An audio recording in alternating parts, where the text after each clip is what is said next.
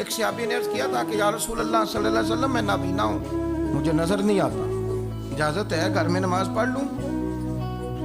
میرے کریم علیہ السلام نے فرمایا تیرے کانوں میں اذان کی آواز جاتی ہے؟ حضور جاتی ہے۔ فرمایا پھر گھر نہ پڑھ، پھر مسجد آ کے پڑھ، پھر تو مسجد میں آیا کر، تو نماز پڑھا کر، تیرے کانوں میں آواز جاتی، لہذا تو مسجد میں آیا کر، یہاں آ کے نماز پڑھا کر۔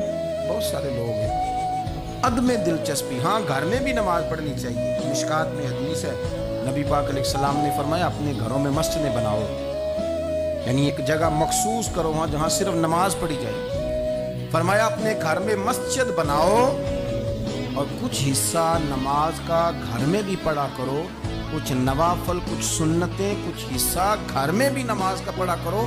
فرمایا اپنے گھر کو قبرستان نہ بناؤ۔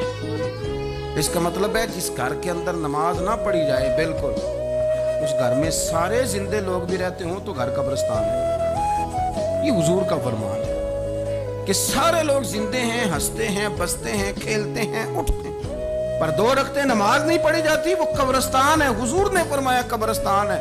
اتنی مرضی ٹائلیں لگی ہوئی ہوں، ہر کمرے میں اے سی ہو، بڑا شاندار باتھ روم ہو، ساری سہولتیں ہوں، اگر گھر والے گھر میں کچھ نماز نہیں پڑھتے، خواتین نہیں پڑھتی، مرد کچھ نفل نہیں پڑھتے، وہ قبرستان ہے۔ اور جس گھر میں کوئی اٹھ کے سویرے تہجد کا وضو کرتا ہے، وہ مردوں کا گھر نہیں، وہ تو زندوں کا گھر ہے۔ بچوں کو تکلیف تو ہوتی ہے جب سویرے بوڑھے اٹھ کے تہجد کا وضو کرتے ہیں، کیونکہ ان کے سونے کا ٹائم ہی وہ ہوتا ہے جب بابے اٹھ جاتے ہیں۔